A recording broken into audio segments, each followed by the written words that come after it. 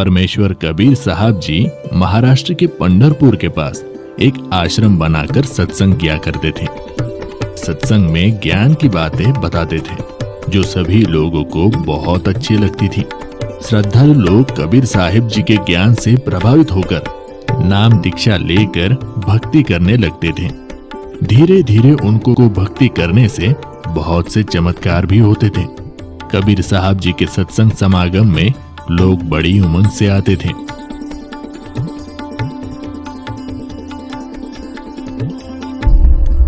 उन्हीं भक्तों में से एक भक्त का नाम रंका था।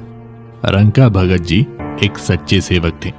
उनकी पत्नी बंका तथा बेटी अवंका भी भक्ति किया करती थी। उनका परिवार बहुत निर्धन था।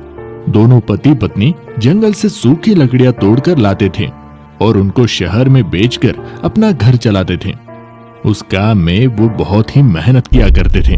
कबीर साहिब जी के साथ में नामदेव नाम के एक भक्त रहते थे तथा वे भी कबीर जी के शिष्य बन गए थे। एक दिन उन्होंने अपने गुरुदेव कबीर जी से प्रार्थना की और बोले, हे गुरुदेव, आपके भगत रंका बहुत निर्धन है। ये जंगल से लकड़ियां तोड़ कर लाते हैं और उसको शहर में ले जाकर बेचते हैं।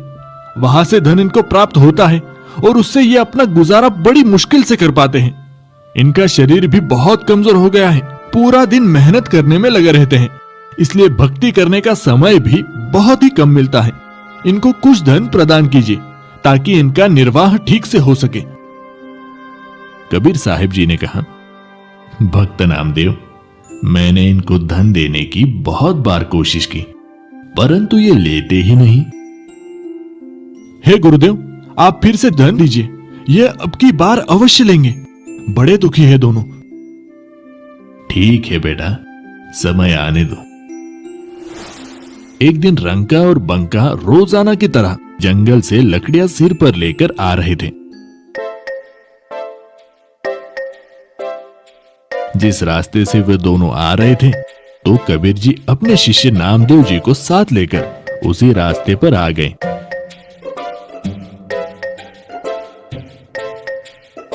उन्होंने रास्ते के बीच में कुछ सोने चांदी के आभूषण तथा कुछ अशरफियां डाल दी और स्वयं दोनों किसी झाड़ी के पास जाकर छुप गए और उनके आने का इंतजार करने लगे। कुछ देर बाद रंका लकड़ियां सिर पर लेकर आगे आगे चल रहा था। उनकी पत्नी बंका भी पीछे पीछे लकड़ियां लेकर आ रही थी। अचानक रंका की नजर नीचे पड़ी। उसने देखा कि सोने चांदी के आभूषण तथा अशरफियां पड़ी हुई है। अरे, इस घने जंगल में ये किसका धन गिर गया है? यहाँ तो कोई भी आसपास दिखाई नहीं दे रहा है। ये धन जिसका भी होगा, ऐसे हम प्रयोग भी नहीं कर सकते। लेकिन मेरी पत्नी मेरे पीछे पीछे आ रही है। कहीं उसकी नजर इन पर पड़ गई तो वो भक्ति में विचलित हो सकती है, क्योंकि स्त्री को आभूषण बहुत प्रिय होते हैं। कहीं उसके मन में लालच आ गया तो सारा काम बिगड़ जाएगा। ये विचार करके सारे धन को छुपाने के लिए उस पर पैरों से मिट्टी डालने लग गया। बंका की नजर अपने पति की गतिविधियों पर पड़ी तो उसे बात समझते देर न लगी और दूर से ही कहने लगी, चलो चलो भगत जी, मिट्टी पे मिट्टी क्यों डाल रहे हो? हाँ हाँ, चलो घर चलते हैं, आज तो बहुत देर हो गई। फिर दोनों पति पत्नी उस सारे धन को लांघकर घर चले गए। देख लो नामदेव, अब मैं क्या करूं, ये धन लेते ही नहीं।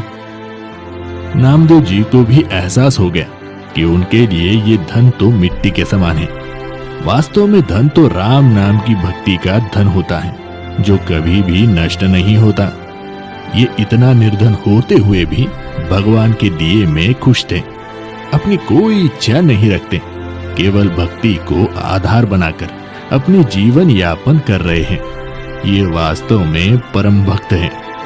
कबीर साहिब जी कहते हैं, कबीरा सब जग निर्धना, धनवंता न कोय, धनवंता सोई जानियो, राम नाम धन होए।